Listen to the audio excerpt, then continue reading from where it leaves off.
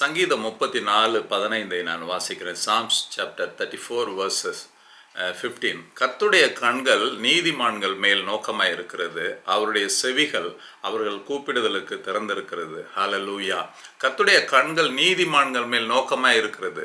இன்றைக்கு பார்க்கிறோம், உலகம் பார்த்தீங்கன்னா அநீதி நிறைந்ததாக இருக்கிறது. அநியாயக்காரர்கள் பெருகி இருக்கிறாங்க. அவங்கெல்லாம் செழிப்பாக இருக்கிறது போல நம்முடைய கண்களுக்கு தோன்றுகிறது. அப்போ ஆண்டவர் என்ன செய்து கொண்டிருக்கிறார்? அதில் பார்த்தீங்கன்னா கொஞ்சம் பேராக இருக்கிறாங்க. நன்மை செய்கிறவர்கள் கொஞ்சம் பேராக இருக்காங்க. ஒருத்தர் 2 பேர் விரல் விட்டு எண்ணலாம். நம்ம இருக்கிற இடத்துல, வேலை செய்கிற இடத்துல பார்த்தீங்கன்னா நன்மை செய்கிறவங்க ஒருத்தர் அப்படி தான் பார்க்க முடியுது. ரொம்ப rare to see the people who are doing good works. எல்லாம் பார்த்தீங்கன்னா அநீதி தான் செய்கிறாங்க. எல்லாம் பார்த்தீங்கன்னா அநியாயமாக நடக்குது. சுற்றி நம்ம நியூஸ்லாம் பார்த்தீங்கன்னா நல்ல செய்தியே வர்றது கிடையாது. நியூஸே பார்க்கறதுக்கே பயமாக இருக்குது. ஆனால் அப்போது ஆண்டவர் என்ன பண்ணிக்கிட்டு இருக்காரு? கர்த்தருடைய கண்கள் நீதிமான்கள் மேல் நோக்கமாக இருக்கிறது. பிரியமானவர்களே, அவரை அவ்வளோ பேர் அநியாயம் பண்ணிகிட்டு இருக்கிறாங்க. ஆனால் அவர் நீதிமான்கள் நன்மை செய்கிற பிள்ளைகளை அவர் அறிந்திருக்கிறார், அவர் பார்த்து கொண்டிருக்கிறார். அது மாத்திரம் இல்லை, அவருடைய செவிகள் அவர்கள் கூப்பிடுதலுக்கு திறந்திருக்கிறது. அவங்க கதறும் பொழுது, ஜெபிக்கும் பொழுது, கூப்பிடும் பொழுது அவர் கேட்டுக்கொண்டிருக்கிறார். நிறைய இறைச்சலாக இருக்கலாம், சுற்றிலும் இறைச்சல், அநீதியினால இறைச்சல் நிறைந்த உலகமாக இப்போது மாறி இருக்குங்க. எங்கே பார்த்தாலும் ஒரே இறைச்சல் தான், ஏதாகிலும் ஒரு இறைச்சல். நாங்கள் இருக்கிற ஊர்லேயே பார்த்தீங்கன்னா டெய்லி ஏதாவது ஒரு சவுண்டு இருந்துக்கிட்டு தான் இருக்கும். ஒரு பக்கம் மேலே அடிச்சுட்டு இருப்பாங்க, ஒரு பக்கம் கத்திக்கின்னு இருப்பாங்க, ஒரு பக்கம் ஊர்வலம் போயிட்டு இருப்பாங்க, ஒரே இறைச்சல். இதில் என் சத்தத்தை ஆண்டவர் கேட்பாரா? என்னுடைய வேண்டுதலை கேட்பாரா? கேட்பார். இங்கே சங்கீதக்காரர் சொல்லுகிறார், அவருடைய செவிகள் அவர்கள் கூப்பிடுதலுக்கு திறந்து இருக்கிறது. ஹல்லேலூயா. அவருடைய செவிகள் திறந்தே இருக்கான். எப்போ என்னுடைய பிள்ளை கூப்பிடுறா? இந்த தண்டையார்பேட்டிலேருந்து என்னுடைய மகள் கூப்பிடுறா, காஞ்சிபுரத்துலேருந்து என்னுடைய மகன் கூப்பிடுறான், திருநெல்வேலியிலேருந்து என் பிள்ளை கூப்பிடுறான். கர்த்தருடைய செவிகள் திறந்திருக்கிறது. பிரியமானவர்களே, அப்போ நீதிமான்களுடைய மேலே அவர் கண்கள் நோக்கமாக இருக்கிறது. யார் இந்த நீதிமான்கள்? ரோமர் 3:24 சொல்கிறார் பவுல், இலவசமாய் அவருடைய கிருபையினாலே கிறிஸ்து இயேசுவில் உள்ள மீட்பை கொண்டு நீதிமான்கள் ஆக்கப்படுகிறார்கள். ஹல்லேலூயா. ஏதோ நீதிமான்னா நம்ம செய்கிற நல்லது கிடையாது. நம்முடைய நீதி எல்லாம் அழுக்கான கந்தை என்று வேதம் சொல்லுகிறது. பிரியமானவர்களே, அப்போ நீதிமான்கள் யார்? இந்த நீதிமான்கள், அந்த நீதிமான்கள் மேலே கண்கள், கர்த்தருடைய கண்கள் நோக்கமாக இருக்குது, அவருடைய செவிகள் திறந்திருக்கு. யார் இந்த நீதிமான்கள்? இயேசு கிறிஸ்துவை சொந்த இரட்சகராய் ஏற்றுக்கொண்டு விசுவாசத்தில் யாரெல்லாம் இருக்குமோ நீங்களும் நானும் தான் அந்த நீதிமான்கள். விசுவாசத்தினாலே நீதிமானாக மாறுகிறோம். நம்ம ஆபிரகாம் விசுவாசத்தினால்தான் நீதிமானானார். நோவா விசுவாசத்தினால்தான் நீதிமானார். அவங்க ஏதோ பெரிய நல்லது செஞ்சதுனால கிடையாது. பிரியமானவர்களே, அப்போ நீங்களும் நானும் தான் நீதிமான்கள். நம் மீது கர்த்தருடைய கண்கள் நோக்கமாக இருக்கிறது. நாம் எங்கே போனாலும், எங்கே வந்தாலும், என்ன செஞ்சாலும், நமக்கு விரோதமாக பிசாசு கொண்டு வருகிற ஆயுதங்களாக இருக்கலாம், பொல்லாத மனிதர்களுடைய சீற்றங்களாக இருக்கலாம், கர்த்தருடைய கண்கள் நோக்கி இருக்கு. நம்ம கிட்டக்க அந்த வெப்பனை, நமக்கு விரோதமான காரியம் வரும்பொழுது கர்த்தருடைய கரம் அதை முறியடித்து போடும். பிரியமான ஹல்லேலூயா. அந்த காலை வேளையில் என்னால் உறுதியாய் சொல்ல முடியும், நீதிமான்களை கர்த்தர் காக்கிறவராய் இருக்கிறார். ஏன்னா அவருடைய கண்கள் எப்பொழுதுமே நம்மீது இருக்கிறது. பிரியமானவர்கள், நாம் நினைக்கலாம், ஐயோ இப்போ இந்த சூழ்நிலையில் எனக்கு யாரும் உதவி செய்யலை, தனிமையாக இருக்கலாம், இல்லை ஏதாவது ஒரு பிரச்சனையில் இருக்கலாம், இல்லைன்னா ஒரு காரியத்தில் தடை இருந்து கொண்டே இருக்கலாம், விடுதலை இல்லாமல் இருக்கலாம், யாருக்கும் தெரியாமல் இருக்கலாம். உள்ளத்தில் இருக்கிற உங்களுடைய கவலை உங்கள் பெற்றோருக்கு தெரியாமல் இருக்கலாம், இல்லை உங்கள் சிஸ்டருக்கு தெரியாமல் இருக்கலாம், பிரதருக்கு தெரியாமல் இருக்கலாம், உங்கள் ஹஸ்பண்டுக்கு தெரியாமல் இருக்கலாம், உங்கள் ஒய்ஃபுக்கு தெரியாமல் இருக்கலாம். ஆனால் தேவன் அதை அறிந்தவராக இருக்கிறார். காரணம் என்னன்னா, அவருடைய கண்கள் எப்பொழுதும் உங்கள் மீது நோக்கமாக இருக்குது. பிரியமானவர்களே, அவருடைய செவிகள் உங்களுடைய கூப்பிடுதலுக்கு எப்பொழுதும் திறந்திருக்கிறதா இருக்கிறது. பிரியமானவர்களே, இப்படி ஆண்டவருடைய கண்கள் ஒரு நீதிமான் மீது நோக்கமாய் இருந்து அவரை எப்படி அவருக்கு உதவி செய்தார் என்பதை நாம் வேதத்திலே பார்க்க போகிறோம். 3 விதத்திலே ஆண்டவர் அங்கே காரியங்களை செய்ததை நாம் பார்க்க போகிறோம். God finds the righteous first. முதலாவது, அவர் எப்படி உதவி செய்கிறார்? God finds the righteous. ஃபைண்ட்னா அவர் கண்டுபிடிக்கிறார். 1000 பேர் இருக்கிறாங்க, அதில் பார்த்தீங்கன்னா 999 people are unrighteous, but one person is righteous by his faith. அந்த ஒருத்தன் மீது அவனை அவர் கண்டுபிடிக்கிறவராக இருக்கிறார். நம்ம நினைக்கலாம், என்ன தெரியுமா ஆண்டவருக்கு, நான் அவரை விசுவாசித்து வாழறது அவருக்கு தெரியுமா? இவ்வளவு பெரிய கடல் போன்ற அநீதியான ஒரு உலகத்துல நான் வாழ்ந்து கொண்டிருக்கிறேன். ஆண்டவருக்காக நான் வாழணும்னு முயற்சி பண்ணி கொண்டிருக்கிறேன். என்னை தேவன் அறிந்திருக்கிறாரா? Yes. Today the spirit of God tells you God finds the righteous. ஆதியாகமம் 7ஆம் அதிகாரம் 1ஆம் வசனத்துல வேதம் இப்படி சொல்லுகிறது. The Lord then said to Noah, go into the boat, you and your whole family, because I have found you righteous in this generation. Hallelujah. இந்த சந்ததியிலே நீ நீதிமான் என்று நான் கண்டிருக்கிறேன், நான் கண்டுபிடிச்சிட்டேன் அப்படிங்கிறாரு. ஒரு மனுஷன் வந்து நம்மள சொல்றது இல்ல யாராகிலும் வந்து இவர் நல்லவர் அப்படின்னு சொல்றது கிடையாது. God finds the righteous. God finds the righteous. கர்த்தர் நோவாவை நோக்கி, நீயும் உன் வீட்டாரும் அனைவரும் பேழைக்குள் பிரவேசியுங்கள், இந்த சந்ததியில் உன்னை எனக்கு முன்பாக நீதிமானாக கண்டேன். நோவா போய் சொல்லல ஆண்டவர்கிட்ட, ஆண்டவரே நான் உங்க விசுவாசிக்கிறேன், நான் நீதிமான் இல்ல. ஆண்டவர் பார்க்கிறார், சிங்காசனத்தில் வீற்றிருக்கிற தேவன் பார்க்கிறார். நான் வந்து உன்னை நீதிமானாக கண்டேன் இந்த சந்ததியில. கிறிஸ்துவுக்குள் பிரியமானவர்களே, நீங்களும் நானும் ஒரு பெரிய கும்பல் மத்தியில் நம்ம வாழ்ந்து கொண்டிருக்கலாம். நம்மை சுற்றிலும் அநீதி இருக்கலாம், நம்மை சுற்றிலும் தேவனுக்கு விரோதமான காரியங்கள் நடக்கலாம். ஆனால் நீங்களும் நானும் செய்கின்ற அந்த விசுவாச வாழ்க்கையை தேவன் பார்த்து கொண்டிருக்கிறார். அப்போ நம்மிடத்துல சொல்றாரு அவரு, உன்னை நான் நீதிமானாக கண்டேன், தண்டையார்பேட்டையில நான் உன்னை நீதிமானாக கண்டேன் என்று சொல்லுகிறார். பிரியமானவர்களே, அது மாத்திரம் இல்ல, உடனே என்ன செய்யறாரு? ஆதியாகமம் 7ஆம் அதிகாரம் 7ஆம் வசனத்துல, and Noah and his wife with his sons and their wives entered the boat to escape the waters of the flood. ஜல பிரளயத்துக்கு தப்பும்படி நோவாவும் அவனுடனே கூட அவன் குமாரரும் அவன் மனைவியும் அவன் குமாரரின் மனைவிகளும் பேழைக்குள் பிரவேசித்தார்கள். ஹalleluya. அதுதான் நீதி, இதுதான் நீதி. ஆண்டவர் சொல்றார், உன்னை நீதிமானாக கண்டேன். நான் இந்த உலகத்தை இப்போ எல்லாம் பார்க்குறேன், எல்லாம் அநீதியாக இருக்குது, நான் அழிக்க போகிறேன், தண்ணீரால் அழிக்க போகிறேன், நீ இந்த போட்டை செஞ்சு அதுக்குள்ளே போன்னு சொல்கிறாரு. நோவாவும் அவன் மனைவியும் அவன் மகன் மருமகள்கள் எல்லாம் வந்து கீழ்ப்படுகிறதை பார்க்கும். பிரியமானவர்களே, அது அவங்களுக்கு நீதியாக எண்ணப்பட்டது. அவங்க எல்லாம் போட்டுக்குள்ளே போயிடுறாங்க, அது அவர்களுக்கு நீதியாக எண்ணப்பட்டது. அவங்க பாதுகாக்கப்படுகிறாங்க, அவங்க ஆண்டவர் சொன்ன அந்த ஒரு பாதுகாப்புக்குள்ளே போயிடுறாங்க. நீங்களும் நானும் ஆண்டவரை விசுவாசிக்கிறோம். ஆண்டவர் சில சமயங்களில் சொல்லுகிற காரியங்கள் அது வந்து இம்ப்ராக்டிக்கலாக இருக்கலாம். அந்த நாட்களில் மழை கிடையாது, இது போல வந்து ஃபுல் உலகமும் தண்ணீரால் அழிக்கப்படுமா, ஜனங்கள்லாம் சிரிச்சிருப்பாங்க. ஆனால் நோவா குடும்பம் தேவனை விசுவாசித்தார். அதனால தான் தேவன் சொல்றாரு, நான் உன்னை நீதிமானாக கண்டேன் இந்த சந்ததிக்குள்ள. நாம கூட சில சமயங்களிலே தேவனை விசுவாசிக்கும் பொழுது நம்ம கூட இருக்கிறவங்க சொல்லலாம், ஐயோ என்ன நீ இப்படி இருக்கிற, அதை விட்டுட்டு இப்படி செஞ்சினா நீ இந்த காரியத்தை செய்து முடிக்கலாம், நீ இந்த பாதையில் போனீன்னா நீ வெற்றியை பெறலாம், இல்லைன்னா இந்த ரூட்டில் போனீங்கன்னா உனக்கு சக்ஸஸ்ஃபுல்லாக ஆகும். இல்லை பிரியமானவர்களே, ஆண்டவர் சொல்லுகிற பாதை, ஆண்டவர் சொல்லுகிற வழி, ஆண்டவர் சொல்லுகிற யோசனை உலகத்துக்கு பைத்தியமா இருக்கலாம். அது வந்து தேவனுடைய ஞானம். கர்த்தருக்கு காத்திருக்கும் பொழுது நிச்சயமாகவே நாம் காக்கப்படுவோம், விடுவிக்கப்படுவோம், நிச்சயமாக நாம் ஆசீர்வதிக்கப்படுவோம். அதில் ஒரு சந்தேகமும் இல்லை. ரெண்டாவதாக பார்க்கிறோம், God remembers the righteous. நான் முதல்ல சொன்ன God finds the righteous. ரெண்டாவது, God remembers the righteous. என்ன எதனால் இது சொல்றான்னா பாருங்க, ஆதியாகமம் 7ஆம் அதிகாரம் 24ஆம் வசனம். The waters flooded the earth for 150 days. ஜலம் பூமியின் மேல் 150 நாள் மிகவும் பிரவாகித்து கொண்டிருந்தது. போட்டுக்குள்ள போயிட்டாங்க நோவா குடும்பம். மழை பெய்யுது, போட்டை க்ளோஸ் பண்ணிட்டார் ஆண்டவர், மிதக்குது. 150 days, 150 days தண்ணீர் இருக்கு. இப்போ இந்த நாள் போல் நமக்கு மொபைல் ஃபோன்லாம் கிடையாது நோவாவுக்கு. உடனே ஆண்டவரே நான் இது போல் தண்ணி இப்போ 150 days ஆகிடுச்சு, எப்போ திறப்பீங்க, இங்கே வாட்டர் ஷார்ட்டேஜ் இருக்குது, அந்த ஒரு எலிஃபண்ட்டுக்கு வேறையா ஃபீவர் இருக்குது, என்ன பண்ணலாம்? Nothing was there, no communication. அது ஒன் வே கம்யூனிகேஷன். ஆண்டவர் வந்து பேசினாதான், ஆண்டவர் வந்து திறந்தாதான். உள்ளே இருக்கிறாங்க, இருட்டாக இருந்திருக்கும், ஏதாவது விளக்கு தான் வச்சுருந்துருப்பாங்க, அங்கே என்னென்ன பிரச்சனை இருந்திருக்கும், ஃபுல்லாக அனிமல்ஸ் இருக்குது, இவங்க வெறும் 8 பேர் இருக்காங்க. It was a difficult situation, it was not a easy task. ஆண்டவர் சொன்ன அந்த ஒரு வேலை அது வந்து ரொம்ப கடினமான வேலை.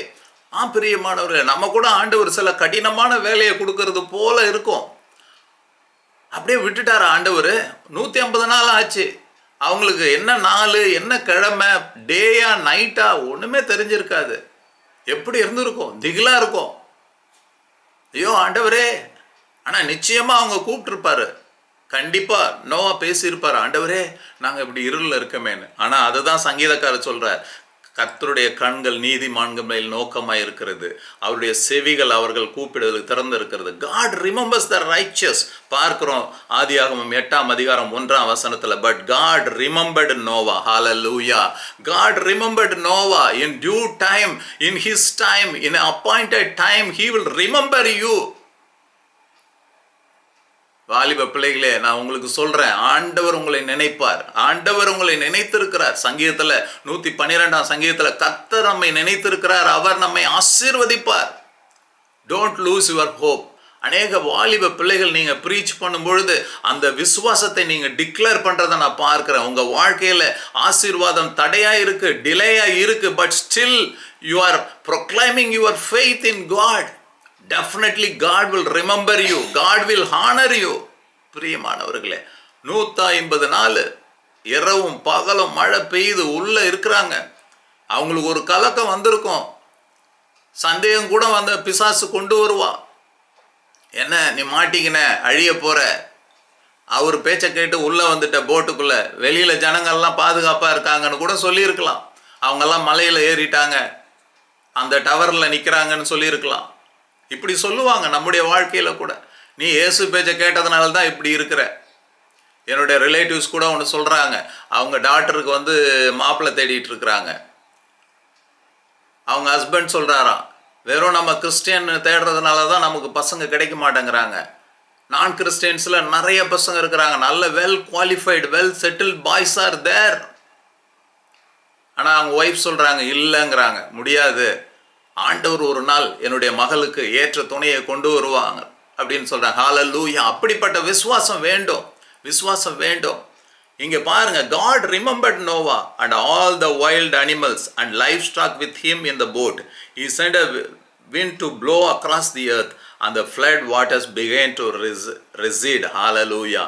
தேவன் நோவாவையும் அவனுடனே பிழையில் இருந்த சகல காட்டு மிருகங்களையும் சகல நாட்டு மிருகங்களையும் நினைத்தருளினார். நோவாவை மட்டும் இல்லைங்க, அந்த உள்ள இருக்கிற ஒவ்வொரு அனிமல், ராபிட்டா இருக்கலாம், எலிஃபண்டா இருக்கலாம், எல்லாவற்றையும், இல்லை டீரா இருக்கலாம், மானா இருக்கலாம், எல்லாவற்றையும் அவர் நினைவு கூர்ந்தார். அவர் பேர் சொல்லி அழைக்கிற தேவனா இருக்கிறாருங்க. அவர் பேர் சொல்லி அழைக்கிற தேவனா இருக்கிறார். தேவன் பூமியின் மேல் காற்றை வீச பண்ணினார், அப்பொழுது ஜலம் அமர்ந்தது. நம்முடைய வாழ்க்கையில இப்போ புயல் அடித்து கொண்டிருக்கலாம், தொடர்ந்து அடிக்குதே, தொடர்ந்து இருக்கே. 1 வருஷம் ஆச்சு, 2 வருஷம் ஆச்சு, 3 வருஷம் ஆச்சு. ஆண்டவரே வெளியில சொல்ல முடியலையே, நான் யார்கிட்ட சொல்ல முடியும்? என்னெல்லாம் விசுவாசின்னு நினைச்சிட்டு இருக்காங்க. நான் போய் அவிசுவாசமா பேச முடியுமா? என் குடும்பத்தில் இந்த காரியம் நடக்கலையே, என்னுடைய பிரச்சனை மாறலையே, நாம நினைத்து கொண்டிருக்கலாம். யார்கிட்ட நான் சொல்ல முடியும்? நீங்க யார்கிட்டையும் சொல்லாதீங்க. Just tell to God. God remembered Noah. அவர் உங்களை நினைத்து கொண்டிருக்கிறார். பிரியமானவர்களே, அந்த டைம் கண்டிப்பா வரும். நீங்க விசுவாசத்தோடு இருங்க. ஆபிரகாமுக்கு உனக்கு நான் குழந்தைய கொடுப்பேன்னு சொல்றாரு, உன்னை நான் ஆசீர்வதிப்பேன்னு சொல்றாரு. 100 வயசாயிடுச்சு, 100 வயசாயிடுச்சு, எல்லாம் போச்சு, வயசாயிடுச்சு ஆண்டவரே, என் மனைவிக்கு வயசாயிடுச்சு ஆண்டவரே. நான் கூட உங்களுக்கு நான் சொல்ல முடியும். குறிப்பாக என்னுடைய 2 பசங்களுக்குமே நான் வந்து அவங்கள இன்ஜினியரிங் போட்டதுக்கு பல ரீசன்ஸ் இருந்தது. அதில் ஒரு ரீசனு, இந்த மாதிரி மெடிக்கல் கோர்ஸில் 10 வருஷம் 12 வருஷம் 15 வருஷம் எனக்கு ஆல்மோஸ்ட் நான் 15 years I spend for that studies. நான் நினச்சேன், என்ன இவ்வளோ கஷ்டப்படுறோம், சர்வீஸ் இருக்குது இல்லைன்னு சொல்லலை, பட் அதுக்கு இவ்வளோ கஷ்டப்படணுமா? வேண்டாம், 4 yearsல படிப்பாங்க, அவங்களுக்கு 25 yearsலலாம் மேரேஜ் பண்ணிடணும், பேர பசங்கள்லாம் வரணும்னு நான் நினச்சேன். ஆனால் அப்படி இல்லை, அவங்களும் 10 years எடுத்துட்டாங்க. But still what I am telling, God remember the Noah. நம்மை நினைத்தவராக இருக்கிறார். எதுக்காக நான் அதை சொல்கிறேன்னா, ஆண்டவருக்கு தெரியும் தாமதப்படுது, ஆனாலும் நிச்சயமாக ஆண்டவர் அதை வந்து ஒரு ஆசீர்வாதமாக மாற்றுவார். ஆபிரகாம் வாழ்க்கையில 100 வயசுக்கு பின்பு ஈசாக்கு வராரு.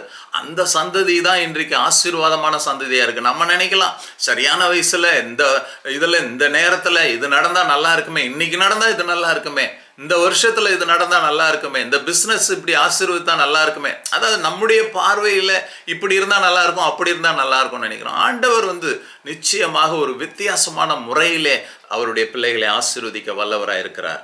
மூன்றாவதாக நாம் பார்க்கலாம், God blesses the righteous. First சொன்ன God finds the righteous. அவர் நீதிமானை கண்டறிகிறவர் தேவனாய் இருக்கிறார். அடுத்தது பார்க்கிறோம், God remembers the righteous. அவர் நினைவு கூறுகிறவராய் இருக்கிறார். மூன்றாவது, God blesses the righteous. அவர் ஆசீர்வதிக்கிறவராய் இருக்கிறார். பாருங்க, ஆதியாகமம் 9ஆம் அதிகாரம் 1ஆம் வசனம். Then God blessed Noah and his sons and told them, be fruitful, multiply and fill the earth. பின்பு தேவன் நோவாவையும் அவன் குமாரரையும் ஆசீர்வதித்து, நீங்கள் பலுகி பெருகி பூமியை நிரப்புங்கள், பலுகி பெருகி பூமியை நிரப்புங்கள். ஹalleluya. ஆண்டவர் நினைச்சது மாத்திரம் இல்ல, காற்றை வீச பண்ணினார், தண்ணீர் வடிந்தது, அவங்க வெளியே வந்தாங்க. அப்போ ஆண்டவர் நோவாவோடு பேசுகிறார், அவனை ஆசீர்வதிக்கிறதை பார்க்கிறோம். பிரியமானவர்களே, டெஃபினட்டாக நீதிமான் என்றைக்கும் ஒரு நாளும் அவன் தோற்று போனதே இல்லை. காரணம், நம்முடைய நீதிங்கிறது நம்முடைய எந்த ஒரு குட் ஒர்க்னாலும் வரல, அது ஆண்டவராகிய இயேசு கிறிஸ்துவின் மீது வைக்கிற விசுவாசத்தினால வருகிறது. என்னை விசுவாசிப்பவன் நான் செய்கின்ற இந்த காரியங்களையும் செய்வான், இதை விட பெரிய காரியங்களை செய்வான் என்று சொன்ன தேவன் நம்முடைய தேவன். ஹalleluya. அவர் உண்மை உள்ள தேவனாய் இருக்கிறார். ஹalleluya. அந்த காலை வேளையிலே ஆவியானவர் சொல்லுகிறார், மகனே மகளே, நீ விசுவாசத்துல நீ என் மீது நம்பிக்கையோடு காணப்படுகிறாய். உன் சூழ்நிலை எப்படி இருந்தாலும், நீ கட்டப்பட்ட சூழ்நிலையா இருந்தாலும், நீ எந்த சூழ்நிலையில் இருந்தாலும் உன்னை நான் ஆசீர்வதிப்பேன், ஆசீர்வதிப்பேன். நீ பலுகி பெருகி பூமியை நிரப்புங்கள். பலுகி பெருகி, multiplication. God wants to multiply your blessings. God wants to multiply your generations. God wants to multiply your actions. நீ எதை செய்தாலும் அதை அவர் மல்டிப்ளை பண்ண வல்லவராக இருக்கிற பிரியமானவர்களே. ஆதியாகமம் 9:11 அதோட நிறுத்தல. அவர் ஆசீர்வாதத்தோட இன்னொரு பெரிய காரியத்தை செய்கிறார். I establish my covenant with you. I establish my covenant with you. Never again will all life be destroyed by the waters of a flood. Never again will there be a flood to destroy the earth. இனி மாம்சமானவைகள் எல்லாம் ஜல பிரளயத்தினால் சங்கரிக்கப்படுவதில்லை என்றும், பூமி அழிக்க இனி ஜல பிரளயம் உண்டாவதில்லை என்றும் உங்களோட என் உடன்படிக்கை ஏற்படுத்துகிறேன் என்றார். ஹalleluya. அவர் நீதிமானை ஆசீர்வதிப்பதோடு மாத்திரமல்ல, அவனோடு ஒரு உடன்படிக்கை செய்கிறதை பார்க்கிறோம். பாருங்க, தேவாதி தேவன், சர்வ வல்லமையுள்ள தேவன் ஒரு சாதாரண மனுஷனிடத்துல உடன்படிக்கை செய்கிறதை பார்க்கிறோம். இனி நான் தண்ணீரால் அழிப்பதில்லை. ஹalleluya. இப்போ கென்யாவில் ஃப்ளட் இருக்கலாம், சைனாவில் இருக்கலாம், துபாயில் இருக்கலாம், ஆனால் நிச்சயமாகவே அந்த ஊரோ அந்த நாடோ முற்றிலுமாக அழிக்கப்படாது. காரணம், தேவன் ஒரு உடன்படிக்கை செய்திருக்க. இன்று வரை அதை அவர் காத்து கொண்டு வருகிறார். பிரியமானவர்களே, அந்த உடன்படிக்கை அவர் காத்து கொண்டு வருகிறார். உண்மை என்றால் உங்களுடைய வாழ்க்கையில, உங்க குடும்பத்துல, தனிப்பட்ட வாழ்க்கையில அவர் கொடுத்த உடன்படிக்கை, உங்க எல்லா ப்ராமிசஸ் எல்லாம் அவர் நிறைவேற்றுவது உண்மை என்பதை நீங்க விசுவாசியுங்கள். இந்த காலை வேளையில, ஆண்டவரே, நான் நீதியா வாழ நினைக்கிறேன், விசுவாசித்து நான் வாழ்ந்து கொண்டிருக்கிறேன். வேலையில், என்னுடைய குடும்பத்தில், என்னுடைய வாழ்க்கையில், என்னுடைய வாலிப வாழ்க்கையில் நான் உமக்கு பயந்து விசுவாசத்தோடு வாழ்கிற ஆண்டவரே. God finds the righteous. உங்களை அவர் கண்டிருக்கிறார். பிரியமானவர்களே, God remembers the righteous. அவர் உங்கள் சூழ்நிலையை அறிந்திருக்கிறார். நீங்கள் போட்டுக்குள்ளே இருக்கிற மாதிரி இருக்கலாம், இருளான வாழ்க்கையில் இருக்கிற போல இருக்கலாம், சுற்றிலும் வெள்ளம் இருக்கலாம், சூழ்ந்து இருக்கலாம். ஆனால் he will send his wind and deliver you. அவர் தன்னுடைய காற்றை அனுப்பி விடுவிக்க வல்லவராயிருக்கிறார். God blesses the righteous.